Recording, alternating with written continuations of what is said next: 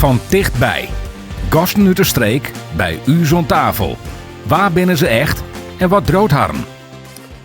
In deze podcastserie van dichtbij gaan wij op zoek naar de persoon achter de functie. Dat kunnen mensen wezen uit de politiek, bedrijfsleven, het sociaal-maatschappelijke organisatie, cultuur of muziek. Wat droogt hun? Wat is hun aankomst? En hoe ben ze kaam, waar ze nou stenen en wat binnen de toekomstplannen, als die er echt nog binnen? Mijn gast van Joert is oud burgemeester van Kollemeloon en Nieuw-Kruisloon, uit Zeeburg en Maartensfriesloon. En kenner van de Nassau's, voormalig voorzitter van Stichting Staten en Stinsen en voormalig voorzitter van Theater. En net de vierde verzels een historicus met een brede interesse in de geschiedenis, Björn Bilker.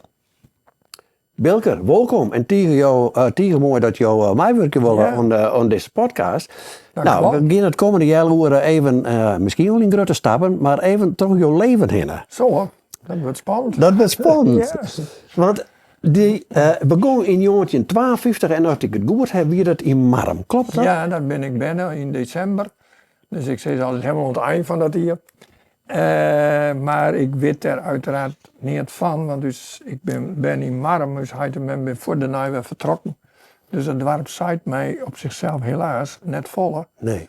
Maar ja, je wordt ouder en je bent wel eens nieuwsgierig en dan win ik wel altijd wat familie. Dus ik heb de laatste tijd wel wat meer interesse in Marm. Dat is een heel interessant dorp, vond ik eigenlijk. Ja. Maar ik ben daar net grootgebracht. Je bent er net grootgebracht. Als we even zoeken naar die Benetiton, want bij wie dat toen? Ik jou het al? Sijsberen. Sijsberen. Ja, Sijsberen. Hoe Als wie ze vregen hier bij komst weinig, zeg ik altijd Sijsberen. Ja, want uit wat van gezin kwam Björn Bilker? Nou, mijn heid wie onderwezen, mijn man wie onderwezeres. En wie in die tijd gingen ze nog wel eens van het ene dorp met oren. Op les is hij het hoofd der school.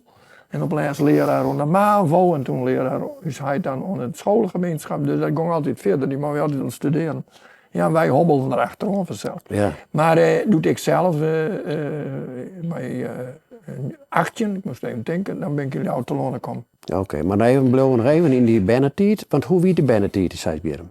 Geweldig, ik heb een geweldige mooie tijd gewoon, zou je zeggen. Ik heb echt nog, dat wil ik even nemen, dus hij is van Marm naar Nieuw-Guinea gegaan, dus dat weer Indonesië. Ja? En daar weet ik niet als het van, dat mijn size leeft binnen. Dat heb ik nog zo. Jazeker, en dat, ja, wat dat betreft, dat is best wel meer sterk wordt, nightings en de foto's helpen dus bij. Hij maakt een hele soort foto's, dat is geweldig. Ja. Dus dat herinnert mij, maar ik heb een hele mooie jeugd gewoon in Nieuw-Guinea. Oké, dat is hoe lang hem de wennen? Dat mijn size. Dat is je size. Ja. Oh, ik dacht van je size erheen komen. Nee, dat mijn size en dan gaan we naar Sijsberen. Dus dan wist ik daarna. de legerskwaliteit, alles daar erop bracht. Ja. En hoe wie die tijd daar op die legerskwal in Oh, in legerskwaliteit, nou geweldig, ja. Ja? Het is een heel mooi dorp toen, nou weet ik het net, maar een heel mooi meerskip. Maar die wel gereformeerd, maar qua hervormd, maar qua een openbaar, zei ik dan. Dan zei ze nu met wat leeuwen, die mensen openbaar, dat wisten wij als bij net. Nee, hier is de verzuiling natuurlijk in die tijd. Ja, dat is heel sterk in het dorp. Ja. En hier is het ook een squal, we hebben een gereformeerde hervormde squal, openbare squal. Ja. Nou, dat was wel bijzonder. En ik vond het heel interessant om, hoe ouder ik was, erachter te komen wie is nou familie van wie in de dorp. Ja, daar begon al een beetje dat interesse in dat historische... Ja, en dan merk je dus, dat hier al heel gauw in de gaten, boeren trouwen met boeren. Oh ja. Middenstand, arbeidersclub die in de middenmoot zit, maar elkaar. En dan heeft ik nog, ja, wij zeggen dat nog zo, arbeiders. Ja. En dan nog gereformeerd. En dan nog. Nou, dat weer wel ingewikkeld. Ja, ja, precies. Ja. Want waarom zullen die? Wat had dan de meeste invloed op je gewoon in die tijd, zeg ik maar zeggen? Want ja, als ben word je dan wel vormd. Ja, ik gelukkig, ja, ik heb een man die een heel soort cultuur dient. Dus hij is echt een cultuurman en een literatuurman en een man van het Friesk. Dat had hij u zelfs bijna al helemaal doen. Mijn zuster is ex-krooster in het Friesk. Dus ja, dat hebben we al van hem gekregen. En daar ben ik hem heel dankbaar voor. Ik ben dan volle meer van de muziek. Maar dat had hij us mij doen. Dat is eigenlijk die hier. Ja, dan ging ik ze slepen, dus ik maar het Fries Orkest. Ja. Nou, dat is heel bijzonder. Zitten we in Treebal in Haas, het Fries Orkest. Je maakt het nog snel kennis met cultuur en alles wat daar rondom. Want hoe groot wie je ook gezegd? Je had dan een zus, mijn vrouw. Ja. Oké, ja. Nou, even een stapje, dan krijg ik wat letter. Dan kom je in de puberteit. Hoe wil je de puber beginnen? Och, heerlijk, daar weet ik eigenlijk niks meer van. Daar weet je niks meer van. Ik vast blokt. Wie het zo slim? Nee. Oh. Nou, toen winnen we even in Deventer. Ik heb heel kort in Deventer winnen, dus hij is daar leraar geworden. Ja. Nou ja, ik vond Deventer, Dimter, mag ik zeggen, in het Fries wel een hele mooie stad. Het is een prachtige stad, maar zelf, ik ben blij dat ik waarom kon naar Maar daar heb je die nou ja, puberteit, daar ben je in die oké. Ja. En wat hoor net, je? nou, dan is het 13 tot 16. Ja, maar doen we daar wij gewoon dan nu Deventer? Ik, Ja. 16. Oké. Ja. Ja. Even zien. Ja, 16. Ja. Toen ben ik naar jou komen te wegen. En ja, ik moet zeggen, doe Brits het voor mij echt een mooie titel. Ik heb echt, ja, het weer een hele andere cultuur in Deventer. Dat ik ben een hele andere mensen, een hele andere mentaliteit. En ik mis de Friesland. En ik ben best sabri dat ik waarom kom. Ja? Ja, en ik word er nooit waaien. Nou, toen, een stapje verder, kwam de studietijd. Ja, nou, dat wil je oud dus. Dat weet ik heel Ja, oud. al heel oud. Lerarenopleiding in we toen bij mis. Ja. Die heb je toen die in? Ja, Frans, tweede vak en geschiedenis, eerste vak. Want dat is mijn lust en mijn leven, Ja, altijd. ja. Altijd. Dat wie toen al zo. Ja, belegerskwal al. Ja, en de ULO en de HAVO, en, ja, daar blonk ik in uit. Even dat hele tijdvak, als je daarover omsjoggen, wat heb je daar uit mij om? Wat nou nog iets van groot belang is in het bestaan van Pierre Bilker? Mijn studietijd. Nou, dat kan ik je ook al vertellen. Ik zit toen al direct in de sectieraden en ik zit in al die, en ik ben direct voorzitter. Ik ben ook voorzitter. Dat begon al meteen? Ja, mijn eerste voorzitterschap, datzelfde mensen van nu, dat wie in de sport. Oké. Nou, ik heb net zo vol met sport, maar ik ben gek op volleybal. En hup, volleybalvereniging en ik voorzitter. Vind ik zo apart. Maar dat was mijn eerste. En voorzitter van een sectieriet van Frans. Dat heb ik hier en die. Dus dat ben ik in de studie. Nou, en daar heb ik dus geleerd. Ik mijn studentenraad en alles. Hoe je omgaan met mij, als je iets bereiken wil. En dat je praten met en discussiëren met. En dat je amendement niet zeggen moet. En toen weer het studietijd om. Ik denk van, wat maakt nou? En toen ben ik in de jongerenorganisatie gekomen van de ARP, de ARIOS. Daar begon de politiek al? Ja, direct. Ik moest direct iets doen, want ik bedoel, toen ik klaar was met de studie, waar ik leraar. Ja, ik denk, leraar, dat is leuk, maar dat is wel wat saai. Dus ik had daarnaast wel iets doen. Dus ik ben van die activiteiten die ik op de leraaropleiding leerd hier, van al die organisatiedingen, ben ik zo in de politiek gestapt. Dat leek me wel boeiend. Van dichtbij. Wij gaan even verder naar de levensloop en de carrière die zich daarna een beetje ontwikkelde vanzelf. De studietijd, je kwam in aanraking met de politiek, zei je al. Wie dat echt het moment dat je betocht van ik wil zelf wat budget in de politiek? Nou, het leek me eerst gewoon interessant. Dat is maar een broekje. Ik ben ook 23, 24 en dan zit al niet eens in de ARP. Ja. Maar ja, ik doe al heel bewust dat ik ben van het CDA. Want de ARP vond ik dreig en er weer allerlei meningsverschillen. En het CDA dat hier iets hoopvols voor de tak. Ja, wie doen de club even voor Ja. de duidelijkheid van de gereformeerden. Dat je Ja. de KVP en volgens mij de CHU en de resultaten het CDA werden. Ja, in Miljout. Ja. En in Miljout ik een sterke KVP. Je bent een soort katholiek in Miljout. Dus die wil je moeten krijgen. En daar kon goed mee opzitten met die mensen. Fantastisch. Maar ja, ik kwam wel in campagnewerk en ik kwam wel in bestuur van Jout. Ja. Dus als jong broekje, dan denk ik dat ik zo wat... Maar ja, als jong broekje, dan weer er toch echt een bepaalde mate van interesse. Waar gaan dat wij dan? Nou, dat zit in de geen van de familie. Dat zit echt in de familie. Ja, spaken, mijn oerpaken, die zit altijd in de gemeente, mijn paken. Ja. Ik heb een heel soort, die heet ik Ben Belker, heet die. En die had 24 jaar rietslid West Tol wie een wethouder. En dat vond ik wel, dat hij aan het praten weer, dat fascineerde mij. En ik denk, god, wat is dat? Als jonkje, dan zou je bij Pakers naar BMW. Ik denk, wat is dat? Dat sacraal, wat is dat mooi. Maar ja, later komt ze erachter dat het een vergadering is. Maar kijk hem op, ik kreeg niet. Maar dan is er altijd nog een keuzemoment om te zeggen van ik doe het wel of ik doe het net. Dus wat is dat dan, dat je zegt van ik doe het al? Of is dat gewoon een soort logisch, natuurlijk proces en dan groei je in? Ja, ik heb nooit bewust gedacht, nou ging ik in de politiek. Nee, dat is voor mij weer vanzelfsprekend. En vooral een gemeente. Ja. En dat moet erbij. Ik ben gefascineerd door de gemeente. Omdat het dicht bij de mensen zit? Omdat het heel dicht bij de gemeente zit. En ik ren nog wel door jou en door Kalmelo en denk, hé, dat heb ik nog mij besloten. Hé, dat hebben wij betaald. Ja. Oh, dat is nou gerealiseerd. Dat is in Ljout en dat is in Kalmelo en Alixa. Ik denk, dat is zo mooi. Politiek dus dicht bij de mensen. Ja, want landelijke politiek is nog wat groter en contact ermee. Ja. Ik zei me wel vrij van de Tweede Kamer. Ik heb wel eens op mijn list staan onder te bungelen. Maar dat doe ik niet. Nee. Ik ben heel snel in Den Haag geweest. Ja. Om te lobbyen in de vergadering. Ja. En dan ben ik weer blij dat ik jongens naar huis kom. Ik denk, deze wereld lijkt me net. Nee. Friesland spreekt je dat uit? Friesland, Ljout en Kalmelo. Ja. Ja.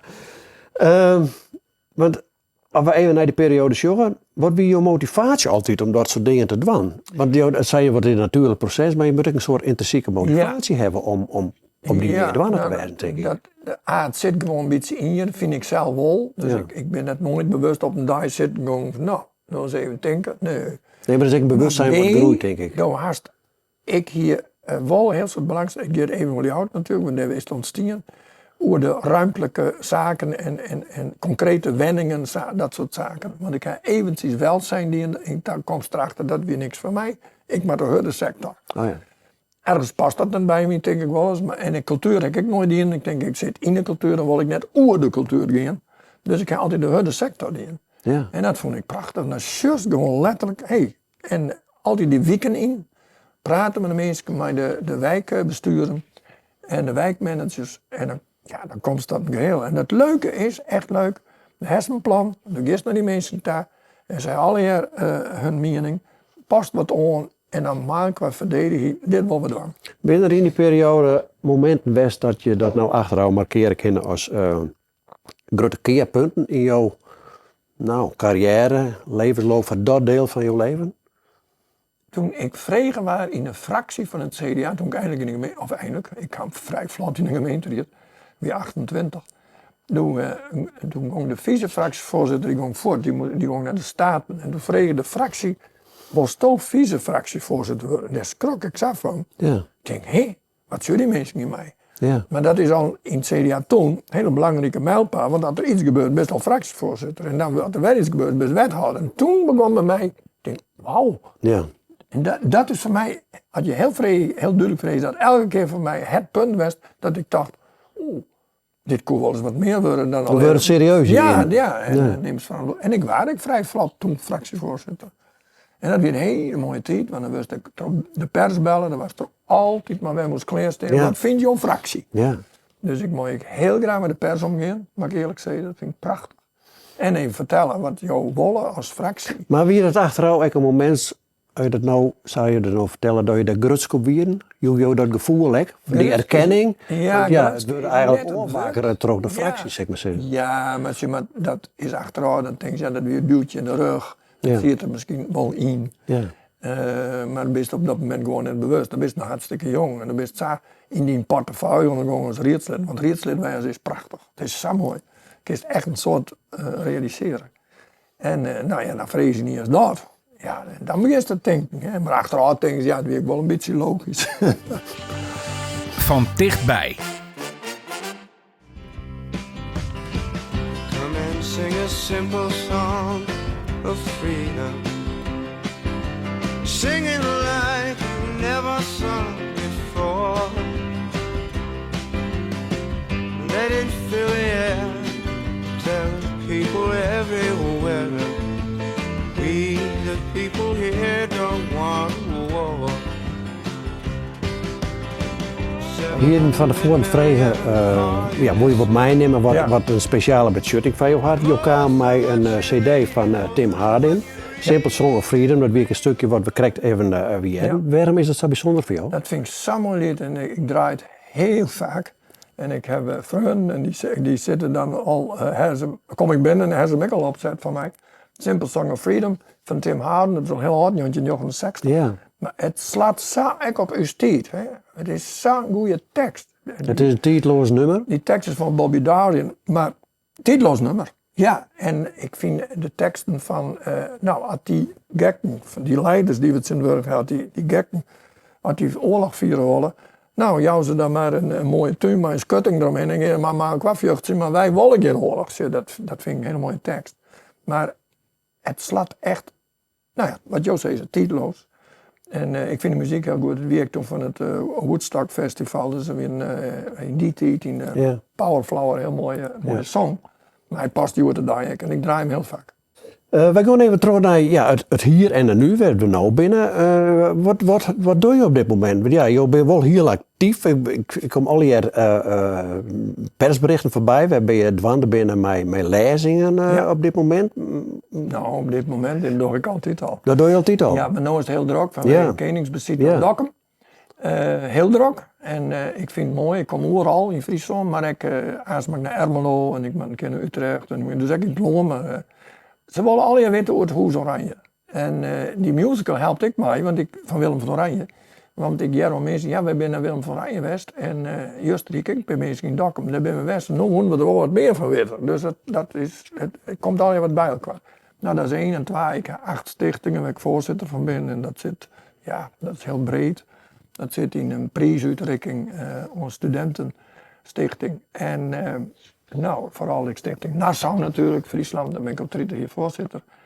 En wat hebben we nog meer? Van alles en nog wat. Maar waar komt even om dat op die Nassau te horen, waar komt die fascinatie bij om zoveel kennis rondom dat hele Koningshuis en het verliezen? Ja. Waar komt het bij? Nou, ik denk dat ik had er niet iets van zijn dat het toch wel uit zou gebeuren, maar precies dat verklaring heb ik er net voor, want ik ben mijn zoon hier, wie ik al begon, want ik had hier schriftjes waar ik dat kon schenken en dat ik toen krantenknipsels uit inplakte. Ja. Maar ja, waar is familie van wie? En hoe zit dat historisch alweer? Dat vind ik prachtig. Mijn specialiteit is Duitse vorstenhuizen, dus Duits. Oké. Ik ben heel veel in Duitsland geweest, die families heb ik bezocht en mijn blauwbloed mensen interviewd. Dus dat is echt mijn specialiteit. Maar dan nog de nieuwsgierigheid juist naar daarna. Ja. Wat dit is alweer een heel interessant loon. Ja. Dat jongetje in 18 werd helemaal verdeeld in vorstendommen, hertogdommen, koninkrijken. Die trouwen nou helemaal elkaar. Ja, dat vind ik fascinerend. Ja, dat vind ik prachtig. Dan ben ik bij katholieken en protestanten en die mochten dan weer net maken, dus krijg ik zoals weer. Ja, dat vind ik fascinerend. Maar vooral, eerst die ik dat als jongere genealogisch, zeg maar zeggen, stamboomachtig, letter en dan nog volle meer het verhaal van de mensen zelf. Ja. Door ik maak een wereldtijdschrift, wij maken een tijdschrift. Dat wordt uitgegeven in Zweden, maar dan in het Engels. En gaat door de hele wereld, vooral Amerika. En daar schreef ik ook altijd in de Duitse German Principalities. Oké. Ja. Je bent nog heel druk dwanden eigenlijk. Terwijl, dat zou je dat vertellen, dat denk ik dan nog wel. Ja, dat maar als ik even zorg naar jouw leeftijd, hoeft dat eigenlijk al je net meer. Maar je hebt zo'n energie omdat je moet wat doen. Ik moet wat doen. Je moet wat doen. Nou, hebben we ook laatst even een vakantie geweest in Gran Canaria en dan kijk ik met heerlijk Daljan. En er gebeurt er niks, ik ga nergens zin hoor, alleen maar boeken lezen. Oh ja. En natuurlijk even met de vrouw op stap uit eten en zo. Ja. Maar nee, ik moet wel wat doen, want dan zak je kind kwijt. Ja. Maar mensen die wat droog zijn, ik viel dat zelf net zo. Maar goed, je neemt krijgt al een aantal plekken op waar je dat waande. Ja, maar burgemeester heeft meestal wel wat functies in stichtingen. En ik zit dan vooral in de cultuur en de monumentenzorg en de vierten. Ja. Dat ben mijn specialiteit. En dan word ik wel in de maatschappij wel mijn beschutting. Ja, wat hebben we er gewoon dat ik tussen zit? Dan ben ik uit de verhaal. Ja. Maar ik ken dit nog dwaan, dus de mensen er misschien wat aan. Daar ben je energiek genoeg voor. We zijn ook dwaan maar een omroep in jou, dus dat helpt me met stimulans. Dan denk ik, geweldig, heerlijk, wat een functie. Je moet gewoon bezig blijven, dan viel je het beste. Ja. Hey, nou goed, je hebt al smoor er ook eigenlijk. Je hebt zo'n dingen te doen.